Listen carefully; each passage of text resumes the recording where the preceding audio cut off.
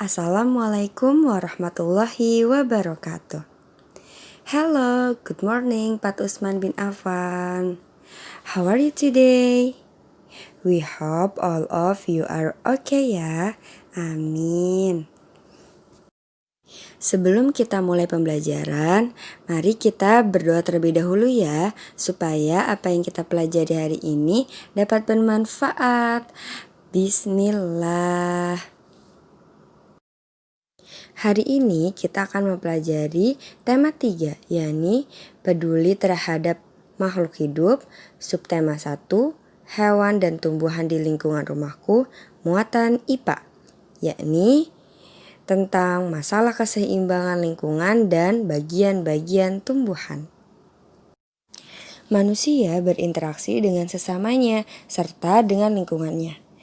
Nah, dari interaksi antara manusia dan lingkungan yang tidak seimbang akan menimbulkan berbagai masalah. Tidak jarang manusia pun merusak lingkungan untuk kepentingan dirinya sendiri tanpa memperhatikan kelangsungan hidup hewan dan tumbuhan di sekitarnya. Nah, Miss akan menjelaskan beberapa masalah keseimbangan lingkungan yang terjadi di sekitar kita.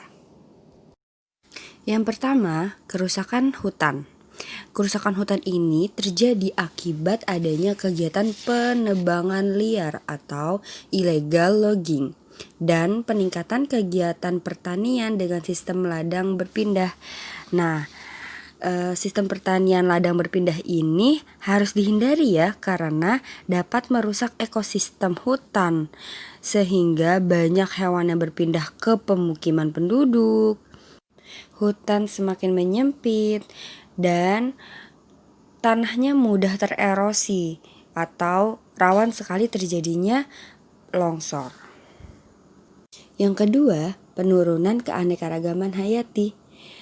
Penurunan keanekaragaman hayati ini terjadi karena adanya pembukaan lahan dengan cara membakar hutan, pertanian monokultur, dan penangkapan ikan dengan menggunakan bahan peledak. Nah, anak-anak soleh, selanjutnya kita menyimak video penjelasan dari Miss Fuji ya. Yuk kita simak. Yang kedua yaitu penurunan keanekaragaman hayati. Penurunan keanekaragaman hayati terjadi karena pembukaan lahan dengan cara membakar hutan, pertanian monokultur, dan penangkapan ikan menggunakan bahan peledak. Masalah keseimbangan lingkungan yang ketiga yaitu penurunan kualitas air. Penurunan kualitas air terjadi karena kegiatan industri di hulu sungai serta penggunaan pupuk dan pestisida berlebihan. Masalah keseimbangan lingkungan yang keempat yaitu penurunan kualitas kesuburan tanah. Penurunan kualitas tanah terjadi antara lain disebabkan pembangunan pabrik yang mengabaikan kelestarian lingkungan dan penambangan batu bara. Masalah keseimbangan lingkungan yang kelima yaitu banjir. Banjir terjadi karena buruknya sistem drainase, kerusakan hutan, dan penumpukan sampah akibat rendahnya kesadaran masyarakat. Oke, selanjutnya kita akan membahas tentang bagian-bagian pada tumbuhan. Setiap tumbuhan memiliki bagian-bagian dan fungsi-fungsi tertentu. Berikut bagian-bagian tumbuhan beserta fungsinya masing-masing. Yang pertama yaitu akar. Akar merupakan bagian tumbuhan yang berada di dalam tanah. Secara umum, akar terdiri atas dua jenis, yaitu monokotil dan dikotil, yaitu akar serabut dan akar tunggang. Akar serabut dimiliki oleh tumbuhan berkeping satu, seperti pada padi dan jagung. Sementara akar tunggang dimiliki oleh tumbuhan berkeping dua, misalkan pada tumbuhan jambu dan tumbuhan mangga. Akar mempunyai banyak fungsi, antara lain menyerap air dan zat hara dari dalam tanah. Yang kedua, menguatkan berdirinya tumbuhan pada tempat tumbuhnya. Dan yang terakhir, menyimpan cadangan makanan. Oke, bagian-bagian tumbuhan yang kedua yaitu batang. Batang adalah bagian tumbuhan yang tegak terdiri di atas tanah. Fungsi batang antara lain yang pertama yaitu menyalurkan air, zat hara, dan zat makanan ke seluruh bagian tumbuhan. Yang kedua yaitu tempat tumbuhnya daun, bunga, dan buah.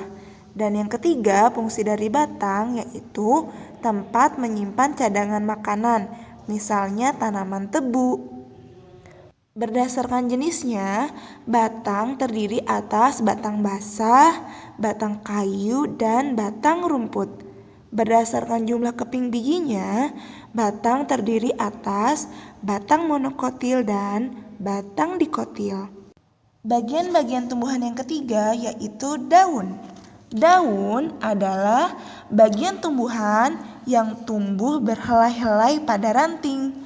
Bagian-bagian daun yaitu tulang daun, tangkai daun, dan helai daun. Fungsi daun antara lain sebagai alat pernapasan, yang kedua yaitu tempat penguapan, dan yang terakhir yaitu tempat fotosintesis. Berdasarkan jumlah helai daunnya, daun terdiri atas daun tunggal dan daun majemuk. Sementara itu, berdasarkan susunan tulang daunnya, daun terdiri atas daun dengan tulang menyirip, menjari, sejajar, dan melengkung. Bagian-bagian tumbuhan yang keempat yaitu bunga. Bunga adalah bagian tumbuhan yang akan menjadi buah. Biasanya bunga berwarna indah dan berbau harum. Fungsi bunga adalah sebagai alat perkembangbiakan secara generatif. Nah, berikut ini bagian-bagian dari bunga dan fungsinya. Yang pertama yaitu ada tangkai bunga. Tangkai bunga fungsinya yaitu penghubung antara bunga dengan batang. Bagian-bagian bunga yang kedua yaitu kelopak bunga, yaitu berfungsi sebagai melindungi bunga saat masih kuncup. Bagian bunga yang ketiga yaitu mahkota bunga. Bentuk mahkota sangat menarik dan berwarna-warni. Saat masih kuncup, mahkota terbungkus oleh kelopak bunga. Oke, yang selanjutnya yaitu bagian-bagian bunga yang keempat, benang sari. Benang sari yaitu sebagai alat kelamin jantan pada bunga. Terdiri atas kepala sari, serbuk sari, dan tangkai sari. Bagian bunga yang kelima yaitu putik. Putik yaitu alat kelamin betina pada bunga yang terdiri atas kepala putik dan tangkai putik. Tangkai putik akan tumbuh menjadi bakal buah dan bakal biji. Proses penyerbukan terjadi apabila serbuk sari menempel pada kepala putik. Selanjutnya, berdasarkan kelompok bagian-bagian bunga, bunga dikelompokkan menjadi bunga lengkap dan bunga tidak lengkap. Sedangkan berdasarkan kelengkapan alat kelaminnya, yaitu benang sari dan putik, bunga terbagi atas bunga sempurna dan bunga tidak sempurna. Selanjutnya yaitu bagian bunga yang terakhir yaitu buah dan biji.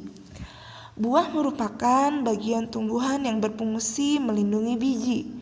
Buah terdiri atas daging buah dan biji. Bagian yang dimakan biasanya daging buahnya. Biji adalah hasil pembuahan akibat penyerbukan antara putik dan serbuk sari. Biji terdiri atas 3 bagian, yaitu kulit biji, lembaga atau keping, dan daun lembaga. Berdasarkan jumlah kepingnya, biji dibedakan menjadi 2, yaitu monokotil dan dikotil. Jika biji ditanam, maka akan tumbuh menjadi tanaman Baik baru. anak soleh, jadi itulah materi kita tentang masalah keseimbangan lingkungan dan bagian-bagian pada tumbuhan.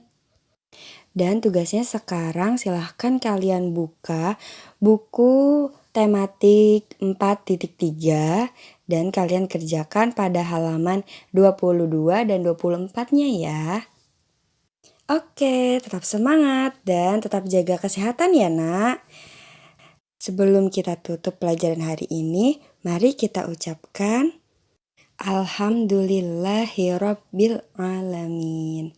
Wassalamualaikum warahmatullahi wabarakatuh.